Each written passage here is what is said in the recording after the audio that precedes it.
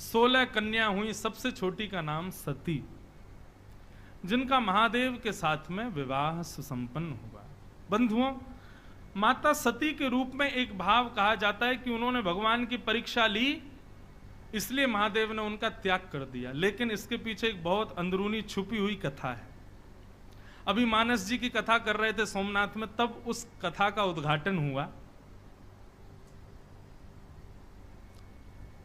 महादेव और नारायण ये एक दूसरे के उपास्य भी हैं और उपासक भी हैं। ये बहुत सुंदर संयोग इस बार हुआ है कि श्रावण और अधिक पुरुषोत्तम मास एक साथ है, हरि और हर।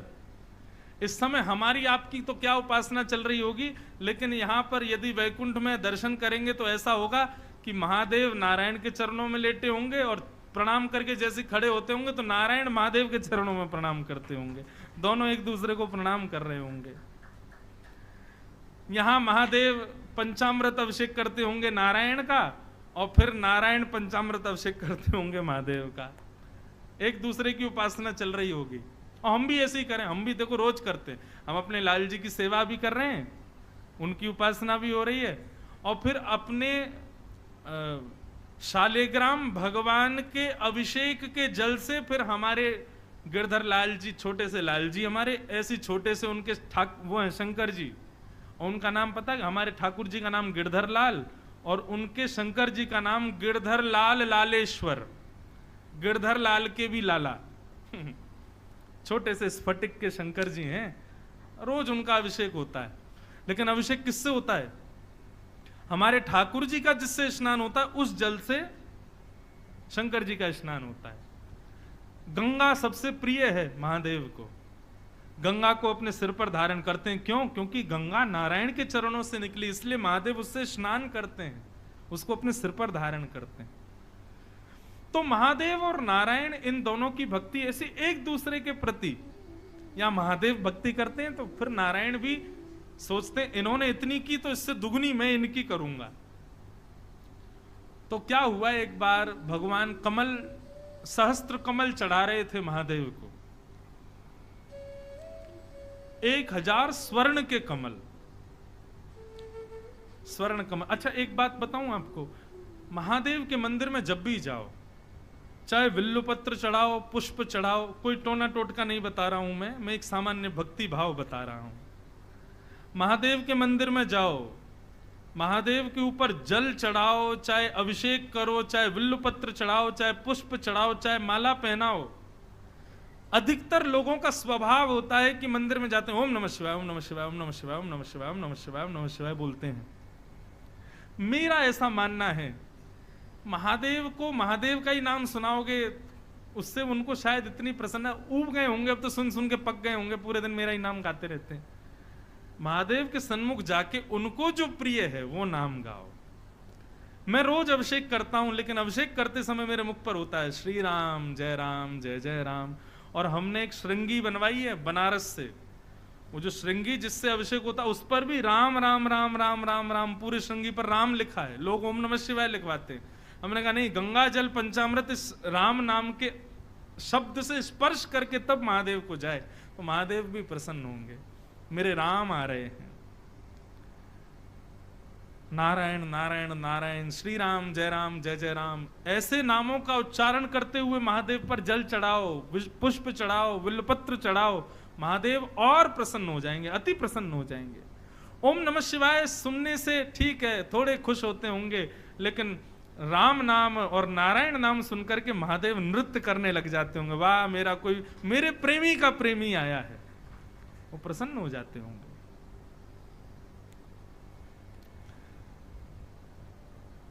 मानस में प्रभु श्री राम कहते हैं, जब रामेश्वरम की स्थापना करते हैं, बालूका से जब शिव जी को बनाते हैं, उसके बाद भगवान कहते हैं शिवद्रोही मम भगत कहावा, सोनर सपने हूं मोहे न पावा।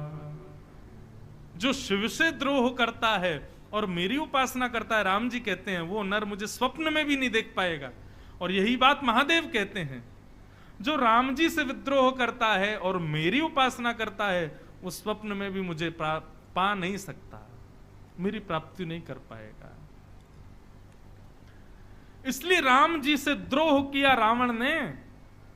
तो भले ही रावण के गुरु जी थे महादेव, लेकिन अपने 11वें रुद्र के रूप में महादेव ही हनुमान जी बनकर के आए और रावण को मारने में कारक बने। क्यों? क्योंकि शिव के उपास्य राम जी से विद्रोह किया रावण ने। इसलिए हनुमान जी महादेव के ही रूप में महादेव का ही रूप है हनुमान जी। अपने शिष्य को मारने आए, बोले भले ही मेरा भगत हो लेकिन मेरे ही इष्ट से ईर्ष्या करता है। तो कथा बंधुओं ऐसे है कि सती का जो प्रसंग है ना, उसके पीछे एक बड़ी अंदरूनी कथा है। कथा ऐसी है कि एक दिन भगवान सहस्त्र स्वर्ण कमल चढ़ा रहे थे महादेव को, और सहस्त्र कमल चढ़ा रहे थे, 999 चढ़ाए। जैसे ही 1000वां कमल उठाने लगे तो महादेव ने एक कमल गायब कर दिया। अब एक कमल नहीं मिला तो नारायण भगवान खोजने लगे, बोले कहां चला गया कमल, मेरी उपासना अधूरी रह जाएगी, आसन से उठ नहीं सकते, आसन सिद्ध है। महादेव बोले अब मजा आएगा, अब पता चले इनका संकल्प पूरा नहीं हो पाएगा, क्योंकि संकल्प कर चुके हैं कि 1000 कमल चढ़ाना है। भगवान ने बहुत देर खोजा, नहीं मिला तो महादेव मुस्कुराने लगे, बोले अब कहो नाथ, संकल्प पूर्ण कैसे होगा आपका? तो नारायण भगवान बोले उपाय है। बोले क्या? विश्व के सब लोग मेरे सर्वांगीण अंगों को कमल अर्पित, कमल का उपमा देते हैं। हस्त कमल, चरण कमल, नेत्र कमल, नासिका कमल, मुख कमल, सब मेरा कमल ही कमल है। तो महादेव को जाकर के हृदय से लगा लिया, बोले मैं खुद ही कमल आपको अर्पित करता हूं, खुद को अर्पित कर रहा हूं। और जैसे ही महादेव को अपने हृदय से लगाया, महादेव भीग गए, नेत्र सजल हो गए। और महादेव ने आज घोषणा कर दी कि शिव का सबसे बड़ा भक्त यदि कोई है तो वो श्रीमन नारायण है, ये चतुर्भुज नारायण है। सबसे बड़े बड़े मेरे भक्त यही हैं। अब ये बात जैसे ही महादेव ने कही तो नारायण भगवान बोलने लगे, बोले अरे आपने हमको बड़ा बता दिया। अब देखो भक्ति में भी बड़ा बताना, ये भी भगवान को कष्ट दे रहा था कि आपने हमको बड़ा क्यों बताया, हम भी आपको बड़ा बताएंगे, आप भी हमारे सबसे बड़े भक्त हो। महादेव बोले सिद्ध करके दिखाओ। बोले समय आने तो सिद्ध करेंगे। और सिद्ध कैसे हुआ? जब सती और शंकर जी दोनों राम कथा सुनकर के निकले तो वन में विचरण करते हुए जा रहे थे, तभी राम और लक्ष्मण दोनों सीता जी के विरह से आतुर रुदन करते हुए घूम रहे थे। और दूर से ही जैसे ही महादेव ने देखा, राम जी को तुरंत दंडवत प्रणाम किया। सती को बोला प्रणाम करो। बोले क्यों, ये कौन है? ये बोले वही है जिनकी कथा हम सुन के आ रहे हैं, सीता जी का हरण कर लिया है रावण ने, उनको खोज रहे हैं, जल्दी प्रणाम करो, ये वही जा रहे हैं। तो सती कथा तो सुन करके आई थी, लेकिन दर्शन करने में उसको विश्वास नहीं हो रहा है कि ये भगवान है।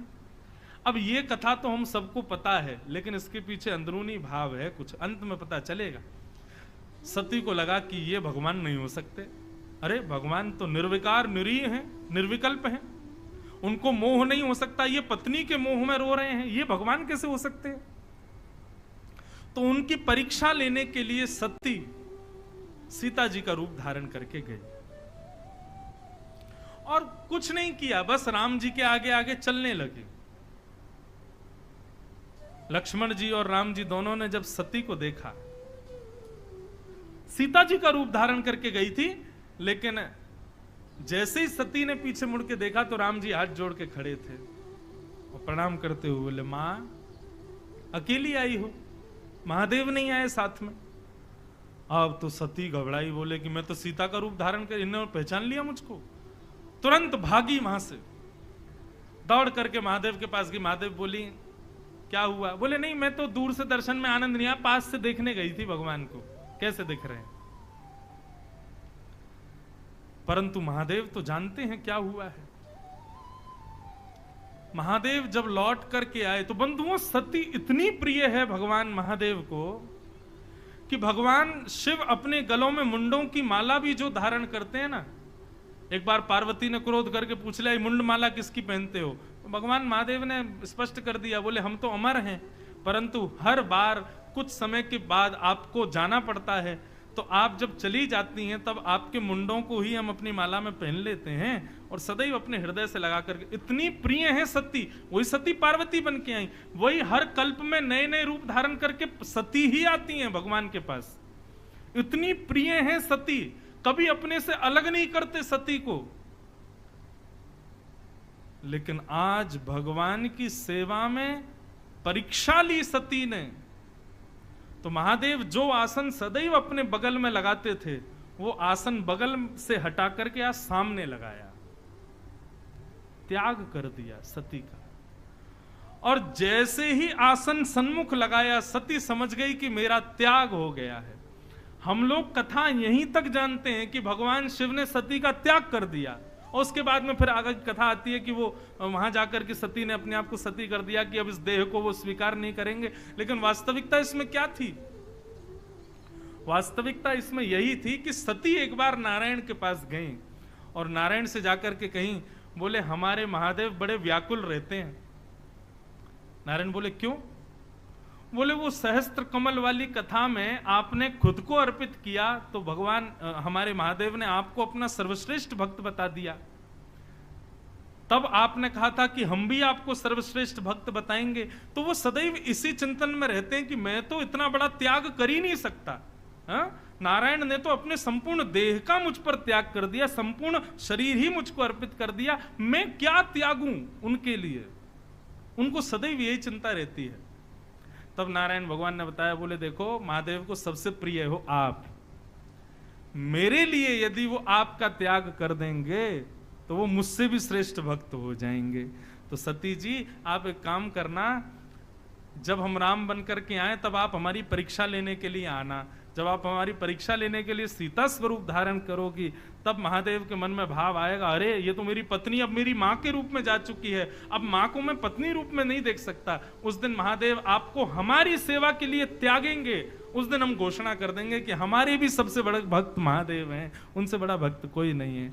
आज सती का जैसे ही त्याग किया, सन्मुख आसन पधराया, इतने में ही शंख चक्र गदा पद्म धारण करके नारायण प्रकट हो गए और बोले, महाराज मेरे लिए आपने अत्यंत प्रिय सी, युग युगों तक जिनका संग आप करते हो, ऐसी सती का आपने त्याग कर दिया। मैं आज घोषणा करता हूं कि नारायण के सबसे बड़े भक्त महादेव हैं। और इस लीला को, इस महादेव के विषाद को पूर्ण कराने में सहायक कौन बनी? सती। ये इसके पीछे की अंदरूनी लीला है। ऐसी सती का चरित्र यहां पर बताया गया। और फिर वही सती अपने प्राणों का त्याग कर देती हैं और पुनर्जन्म लेकर के हिमालय की पुत्री बनकर के प्रकट होती हैं। हिमालय की पुत्री पार्वती के रूप में आती हैं और तब यहां पर महादेव को स्वीकार करती हैं। बोलो उमापति महादेव की जय। नमामि शमीशान निर्वाण रूपं विभुं व्यापकं ब्रह्म वेद स्वरूपं नमामि शमीशान। श्रावण मास है, गंगा जी का तट है और ये ऋषिकेश की भूमि है।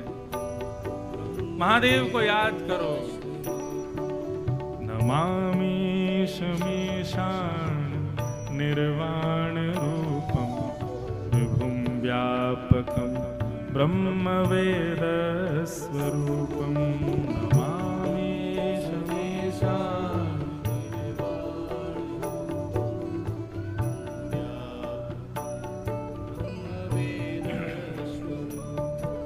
निजं निर्गुणं निर्विकल्पं निरीहं चिदाकाशमाकाशवासं भजेऽहम्।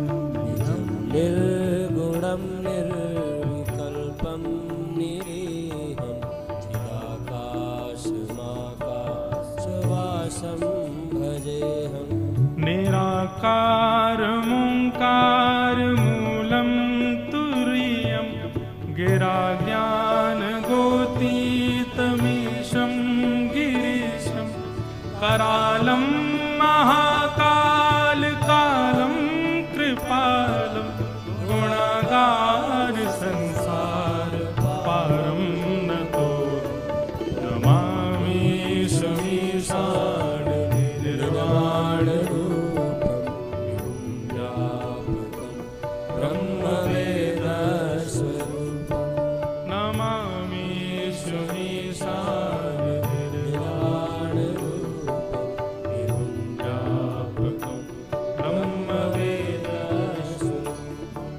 तुषाराद्रिशङ्काशगौरं गम्भीरं मनोभूतकोटिप्रभाश्रीशरीरं स्फुरन्मौलिकल्लोलिनी चारुगङ्गा लसत्फालबालेन्दु कण्ठे भुजङ्गो नमामि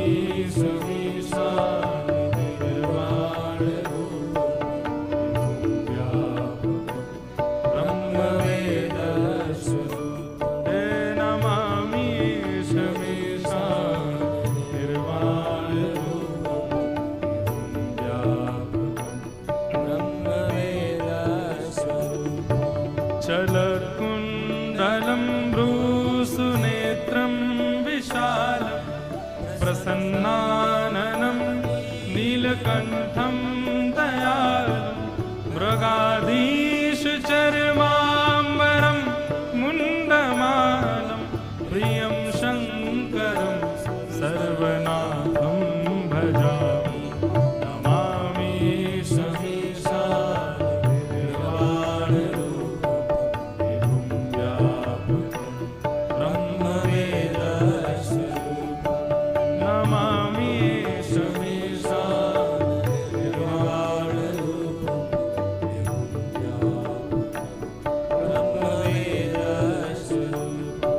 प्रचण्डं प्रकष्टं प्रगल्भं परेशम् अखण्डं अजं भानुकोटिप्रकाशं त्रियः शूलनिर्मूलनं शूलपाणि भजेऽहं भवामि पतिं भावगं नमामि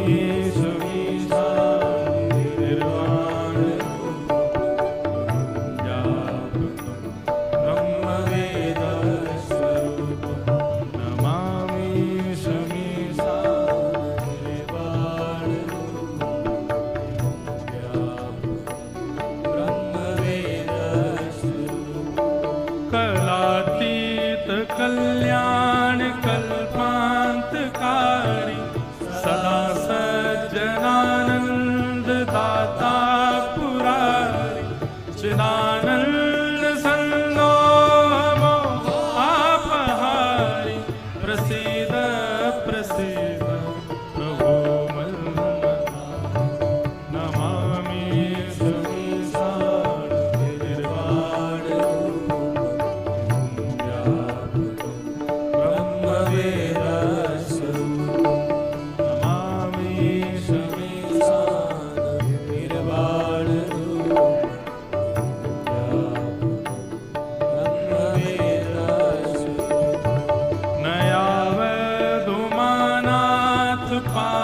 पादारविन्दं भजन्ति हलोके परेवानराणा न तावत् सुखं शान्ति सन्तापनाशं प्रसीद प्रभो सर्वभूतादिनाशं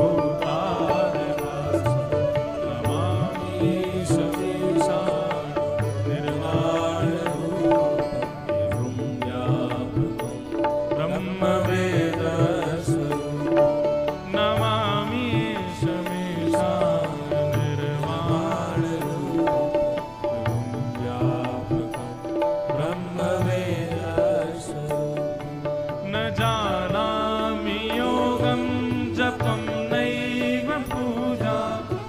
तोहं सदा सर्वदा शम्भुतुभ्यं जराजन्म दुःखोद्यताप्यमानं प्रभो पाहि यावं नमामि शमीशां निर्वाणरूपं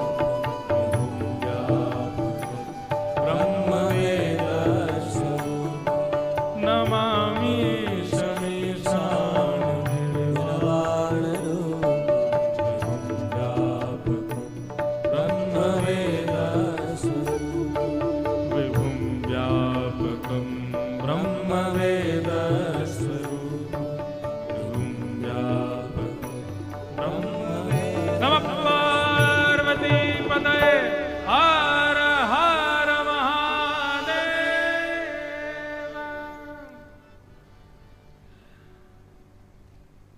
ऋषिकेश में कई बार आना हुआ है मेरा। तो जब राम झूला लक्ष्मण झूला के आगे गरुड़ चट्टी आप पार करोगे तो वहां आगे फूल चट्टी है, वहां पर भी 2 बार कथा की है मैंने। तो गरुड़ चट्टी फूल चट्टी के बीच में एक पर्वत है। पर्वत का नाम मुझे याद नहीं आ रहा है, लेकिन उस पर्वत पर ऊपर एक आश्रम है, अभ्यारण्य। वहां पैदल ही जा सकते हैं, वहां पर कोई और साधन नहीं जाता। वहां हम 3-4 दिन रहे थे। तो अभ्यारण्य जो है वो जिस पर्वत पर विराजमान है, उस पर्वत श्रृंखला को भूतांचल बोलते जाने, ऐसे करके कुछ नाम है उस पर्वत का। हमने पूछा भैया इसका नाम भूतांचल क्यों है, और वहां एक झरना भी है। तो यहाँ के लोगों ने बताया, बोले महाराज ये जो ऋषिकेश के जितने भी पर्वत हैं ना, जब महादेव हिमालय पर विवाह के लिए पधार रहे थे पार्वती जी के साथ, तो अपनी सब बारात के साथ चल करके आ रहे थे। कहां से आ रहे थे? अब कैलाश से आ रहे थे, जाने काशी से आ रहे, जहां से काशी से आ रहे थे। तो जब ऋषिकेश पहुंचे तो यहाँ के पर्वतों पर सारी बारात ने बैठ करके थोड़ी देर विश्राम किया, और यहाँ जो थोड़े बहुत झरने वहां से पानी पिया। तो ये एक विशेष प्रकार से सारे भूत यहीं रहे थे इन्हीं पर्वतों पर, और यहाँ रह करके उन्होंने स्नान ध्यान और भोजन पानी आदि सब किया था। तो 3-4 दिन तक बारात यहीं रुकी थी ऋषिकेश में महादेव की। उसके बाद आगे ऊपर हिमालय पर प्रस्थान किए थे। तो 2, 4, 5 यदि रह गए हों तो कभी कभी दिख जाते हैं रात में किसी को बारात के लोग। तो इसलिए रात्रि में ज्यादा घूमिएगा मत ऋषिकेश में। कहीं एक आध कोई बाराती मिल गया तो कहो, आपसे पूछे बारात गई थी आपने देखी, मुझे भी ले चलो, आप भी चलो संग में। तो इसलिए ये सब विनोद की बात है। लेकिन वहां उस पर्वत की यही कथा थी। हमको पहले 2 दिन तो हम लोग रात में घूम रहे थे 1-1, 2-2 बजे तक। जब हमको कथा सुनाई तो हम 10 बजे ही सो जाते थे कि यहाँ बाहर निकलना उचित नहीं है। और फिर 2 दिन तक हम एक झरने में नहा रहे थे। तो हमने वहां एक व्यक्ति से पूछा, मैंने इस झरने की विशेषता क्या? बोले महादेव की जब बारात रुकी तो भूतों ने इसमें पानी पिया था। मैंने कहा हम 2 दिन से नहा रहे थे भैया इसमें। तो इसलिए यहाँ पर गंगा जी को छोड़ बाकी सब स्थानों को प्रणाम मात्री करना, स्नान आदि सब, झरना वरना पानी मत पीना यहाँ पे, हम वहीं स्नान करना सब। तो ऐसा अद्भुत महादेव का प्रसंग थोड़ा सा भागवत में सुनाया गया, सती चरित्र। उसके बाद उत्तानपाद राजा की कथा, जिनके पुत्र हुए ध्रुव। उत्तानपाद राजा की 2 पत्नी हैं, सुनीति और सुरुचि, और दोनों से एक एक पुत्र हुए, उत्तम और ध्रुव। छोटी पत्नी की तरफ ज्यादा आसक्ति होने की वजह से बड़ी पत्नी का त्याग कर दिया, छोटी पत्नी के साथ रहने लगे। बड़ी पत्नी के पुत्र ध्रुव के मन में इच्छा हुई मैं भी पिता की गोद में जाकर के बैठूं, पर छोटी मां ने कहा वन में जाकर के भगवान को प्रसन्न करके उनसे वरदान के रूप में मांगो कि छोटी मां के गर्भ से जन्म लूं, तब तुम इस पिता की गोद में बैठ सकते हो। ध्रुव जी बहुत रोए अपनी मां के पास आके, बोले छोटी मां ने कहा है वन में जाके भगवान का भजन करके तब उनसे कहो मैं छोटी मां के गर्भ से जन्म लूं, तब तुम आके इस राज्य गद्दी पर बैठोगे। मां हो तो ध्रुव की मां जैसी। ध्रुव की मां ने समझाया बेटा, मां ने क्या क्या कहा सब बातों को विशेष ध्यान मत दो, ये कहा वन में जाके भगवान का भजन करो, इस बात को स्वीकार करो। श्रोता के 4 लक्षण होते हैं, सुनने वाले के 4 लक्षण होते हैं, चातक, हंस, मीन और सुक। इन सब विषयों पर मैंने कई बार विस्तार से प्रवचन किया है, पर थोड़ा सूक्ष्म में कह चलूं, अब कृष्ण जन्म भी करना है, कथाएं बहुत हैं। तो चातक का स्वभाव होता है कि वो गंगा जल भी नहीं पीता प्यास लगती है तो। गंगा जल जिनकी वेद पुराणों में इतनी महिमा बताई गई, चातक उस गंगा जल को भी नहीं पीता। क्यों? क्योंकि वो प्रेमी होता है बादल से गिरने वाले स्वाति के जल का, और अपने प्रेम के आगे उसको दुनिया के कितने भी लोग वेद पुराण कहते हैं गंगा का जल ऐसा, गंगा का जल वैसा, लेकिन चातक कहता है कितना भी हो, लेकिन मेरा प्रेमी तो काले बादलों का जल है, मैं उसी को ही पान करूंगा। उसके आगे चाहे अमृत क्यों ना रख दो, मैं उसको स्वीकार नहीं करूंगा। कथा का श्रोता प्रेमी ऐसा ही होना चाहिए। उसको कितने भी प्रलोभन दिए जाएं, ऐसा कर लो ऐसा कर लो, लेकिन कथा का समय है तो उस समय सारे प्रलोभनों को छोड़े, केवल कथा को स्वीकार करे।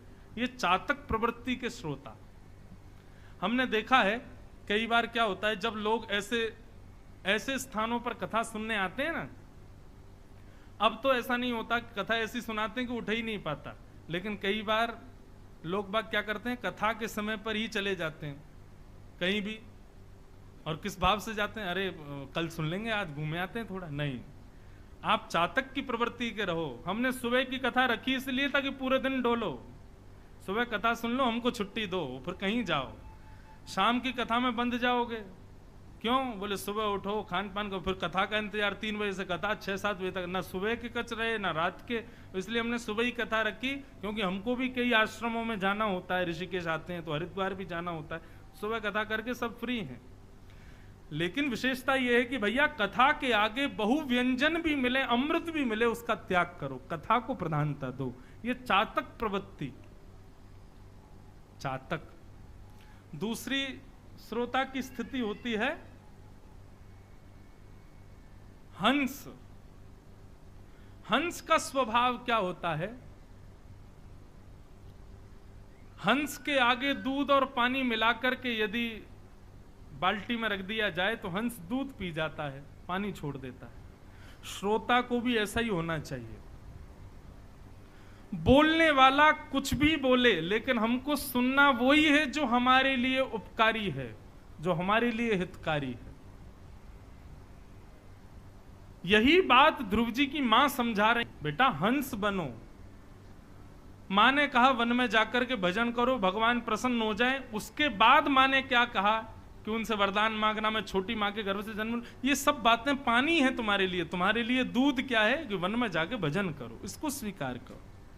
तुम्हारे लिए जो उपयोगी है केवल उसको स्वीकार करो। ध्रुव जी की मां ने कहा बेटा तू कल परसों नहीं, अभी इसी वक्त जा और वन में जाके भगवान का भजन करो। तो महाराज वन में गए, नारद किया, नमो भगवते तुभ्यं वासुदेवाय धीमहि प्रद्युम्नाय निरुद्धाय नमः संकर्षणाय च। ओम नमो भगवते वासुदेवाय। बंधुओं, पुरुषोत्तम मास चल रहा है।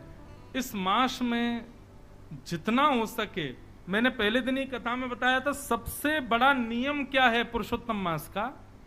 भगवत वैष्णवों का दर्शन, भागवत की कथा श्रवण, और वैष्णव जो भगवान के भक्त हैं उनका दर्शन। भगवान के दर्शन की ज्यादा प्रधानता नहीं है, भगवान के भक्तों के दर्शन की प्रधानता है पुरुषोत्तम मास में। और भगवान नाम गुणानवाद, तो भगवान नाम गुणानवाद में कौन सा नाम गाएं? तो सबसे श्रेष्ठ है ओम नमो भगवते। पुरुषोत्तम मास को अधिक मास भी कहते हैं। क्यों? क्योंकि भगवान अधिक मास में, पुरुषोत्तम मास में जो भी कुछ हम करते हैं उसका मल्टीप्लाई इंटू 1000 कर देते हैं। तो आप जो भी करोगे, आप एक गोता लगाओगे तो वो एक काउंट नहीं होगा, वो 1000 ही काउंट होगा। गंगा जी में एक गोता भी लगाओगे तो 1000 ही गिना जाएगा। तो सोचो 10-15 दो गोते लगा लिए तो कितने माने जाएंगे? यहां पर एक बार कथा सुन रहे हो आप लोग, लेकिन मल्टीप्लाई इंटू 1000 ही गिना जाएगा। मतलब आप जब प्रस्थान करेंगे ना ऊपर, तो चित्रकेतु आपका बायोडाटा बताएगा क्या क्या किया, तो उसमें यही गिनेगा, बोले आपने 1000 कथाएं सुनी हैं। आप कहोगे सुनी तो एक ही थी हमने ऋषिकेश में, लेकिन सुनी पुरुषोत्तम मास में, इसलिए अधिक हो गई, उसका 1000 हो गया। लेकिन इन सब के बीच में ये भी ध्यान रखना, यदि आपने किसी एक व्यक्ति का हृदय दुखाया तो वो भी अधिक होगा। आपको इसी बात का पाप लगेगा कि आपने 1000 व्यक्तियों को दुखी किया। आपने किसी एक वैष्णव का अनादर किया तो वह भी अधिक होगा। आपने एक गाली बकी तो वह भी 1000 गालियों में गिनी जाएगी, सब अधिक हो जाएगा। इसलिए 1 महीना तक खूब विचार करना कि हम कुछ भी अनुचित कार्य ना करें, और हमारी कहे इस बात को मानिएगा। ओम नमो भगवते वासुदेवाय ये 12 अक्षर मंत्र है। गंगा जी के तट पर बैठ कर के 11, 21, 51, 108, 1008 जितना आपसे हो सके इस मंत्र का उच्चारण करना। और देखिए गिनती कितनी ये विशेष बात नहीं है, पर एक बार भी ले रहे हैं उस समय चित्त में क्या आ रहा है ये विशेष बात है। लोग 1000 नाम तो ले लेते हैं, लेकिन हजारों नाम लेते समय स्थिति क्या होती है, चित्त क्या चल रहा है, सूरत में क्या हो रहा होगा, चेन्नई में क्या चल रहा होगा, दिल्ली में क्या हो रहा होगा। ओम नमो भगवते वासुदेवाय, ओम नमो भगवते वासुदेवाय।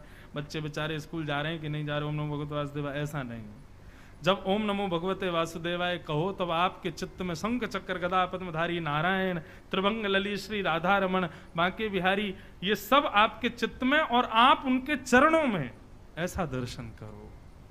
तब आपके द्वारा लिया गया एक नाम ही भी कल्याणकारी होगा, लेकिन 1008 नाम भी गाए गए लेकिन चित्त कहीं और घूम रहा है तो उसकी कोई प्रधानता नहीं है।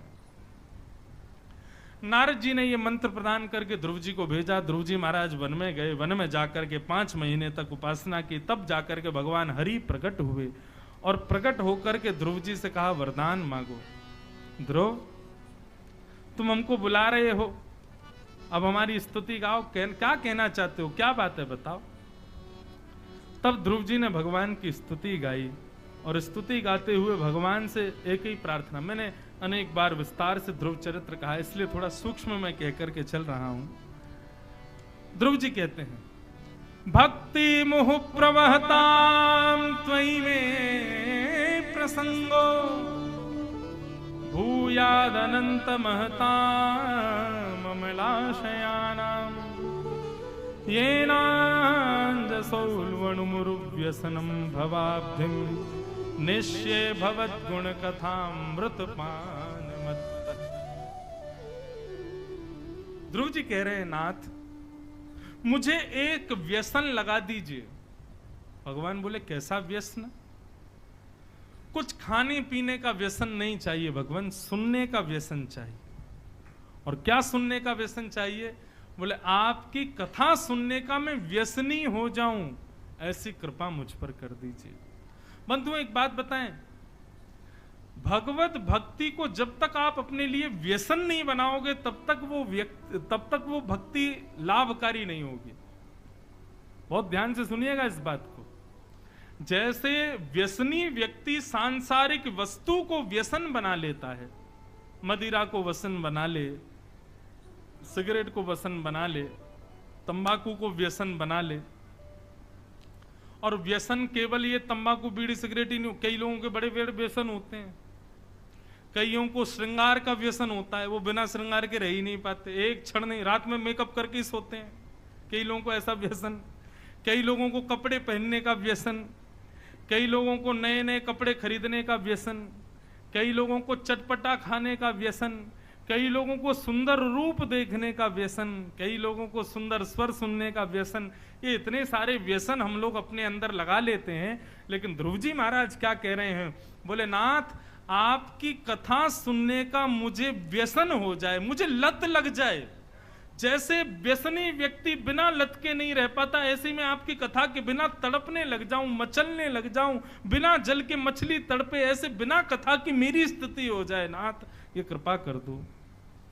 कितना अच्छा वरदान मांगा भगवान से। ठाकुर जी बोले तुमने मुझको नहीं मांगा, मेरी कथा को मांगा। क्यों? बोले ठाकुर जी मैं आपको मांगूंगा तो आपका एक रूप मुझको मिल जाएगा। कटाक्ष नेत्र हैं, पतली सी नाक है, सांवले सा स्वरूप है, संग चक्र गदा पद्म धारण करके आप खड़े हो।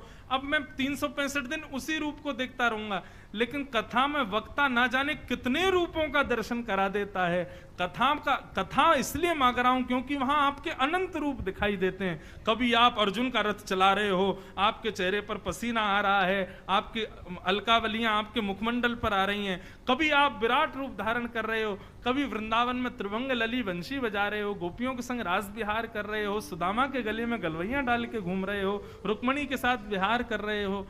वक्ता आपके कितने रूपों को दे देता है।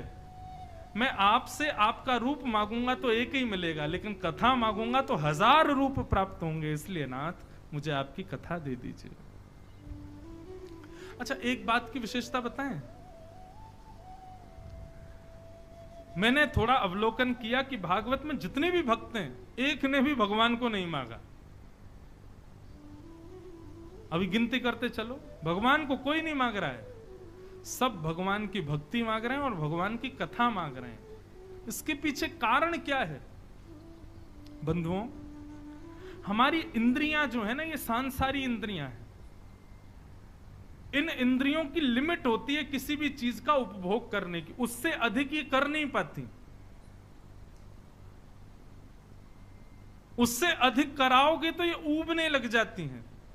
इसलिए समस्त इंद्रियों ने कहा, हे नाथ, आप कहीं हमको मिल गए और हमारी इंद्रियां कहीं सेवा भाव आदि से सांसारिक होने के नाते कहीं ऊब गई तो हमसे अपराध बन जाएगा। इसलिए आप हमको मत मिलो, हमको वियोगी रहने दो। आपके वियोग में हम रहें, लेकिन आपका वियोग संयोग का अनुभव कराता रहे, उसके लिए आप अपनी कथा हमको दे दो, हमको भक्ति दे दो, ताकि भक्ति के माध्यम से, कथा के माध्यम से आपका एक संयोग भी मिलता रहे और वियोग में हम तड़पते रहें। मैं अपनी कथा में कहा करता हूं, वियोग प्रेम को पुष्ट करती है। जिस व्यक्ति ने वियोग नहीं सहा, वो प्रेम और भक्ति का अधिकारी नहीं बन पाएगा। वियोग सहना अनिवार्य है, वियोग सहना पड़ेगा। वो बात अलग है, किसी को जरूरत ही नहीं है वियोग की तो अलग स्थिति है, लेकिन प्रेम आसक्त जो है, यदि उसको वियोग मिल जाए तो वियोग प्रेम को पुष्ट करता है और दृढ़ कर देता है। ध्रुव जी महाराज ने कहा, हे नाथ, कृपा करके आप अपनी कथा रस मुझे प्रदान कर दीजिए, मुझे उसकी लत लग जाए, ऐसी कृपा कर दो। भगवान ने ध्रुव जी के ऊपर कृपा की और कृपा करके भगवान वहां से प्रस्थान कर गए। ध्रुव जी ने 36,000 वर्ष तक राज्य किया और 36,000 वर्ष बाद एक विमान आया। उस विमान पर मृत्यु के सिर पर पैर रख करके ध्रुव जी प्रस्थान कर गए। बोलो भक्तवत्सल भगवान की जय। देखो, भक्त चरित्र सबने सुने, कथाएं भी सबको याद होंगी, लेकिन उनके स्तुति में वो विशेषता क्या कहते हैं, ये हमको सुनना है। ध्रुव जी ने एक बात और कही भगवान से, क्या? कि हे नाथ, योऽन्तः प्रविश्य मम वाचमिमां प्रसुप्तां संजीवयत्यखिल शक्तिधर स्वधाम्ना अन्यांश हस्तचरण श्रवण त्वगादि प्राणान् नमो भगवते पुरुषाय तुभ्यम। ध्रुव जी कहते हैं, हे नाथ, हमारी आंखों को देखने की शक्ति आपने प्रदान की, कानों को सुनने की शक्ति आपने प्रदान की, जीव को रस लेने की शक्ति आपने प्रदान की, हाथों को कर्म करने की, पैरों को चलने की, समस्त इंद्रियों को शक्ति आपने प्रदान की। लेकिन ये मानव कितना अभागा है, शक्ति प्रदान करने वाले को कभी धन्यवाद नहीं कहता। धन्यवाद कैसे कहना है? मतलब अपनी उस इंद्रिय को भक्ति में लगा करके भगवान को धन्यवाद कहो। जैसे कि अभी आप कथा सुन रहे हो, तो कथा सुन रहे हैं, लेकिन एक प्रकार से आप भगवान को कान देने के लिए कानों से धन्यवाद कह रहे हो। हे नाथ, हम आपकी कथा सुन करके, इन कानों से हम संसार को सुनते हैं, लेकिन आज आपकी कथा सुन करके इन कानों से धन्यवाद कह रहे हैं, आपने हमको कान दिए। जब हम दर्शन करने के लिए जाते हैं तो हम नेत्रों से ठाकुर जी को धन्यवाद कहते हैं। इन नेत्रों से हमने संसार देखा, लेकिन ठाकुर जी आज आपको देख करके हम इन नेत्रों से आपको धन्यवाद कह रहे हैं जो आपने हमको नेत्र दिए। ध्रुव जी महाराज वही कह रहे हैं, व्यक्ति को अपनी प्रत्येक इंद्रिय से धन्यवाद देना चाहिए। हम अपनी कथा में कहते हैं, भैया अपनी किसी भी योग्यता को, आपको योग्य हो, आपको सुंदर गाना आता है, सुंदर नाचना आता है, सुंदर भोजन बनाना आता है, सुंदर कुछ भी करना सुंदर आपको आता है। ऐसा हो ही नहीं सकता कि आपके अंदर कोई गुण ना हो, कोई ना कोई गुण तो है। उस गुण से संसार की जगह ठाकुर जी को रिझाओ, ठाकुर जी को प्रसन्न करो।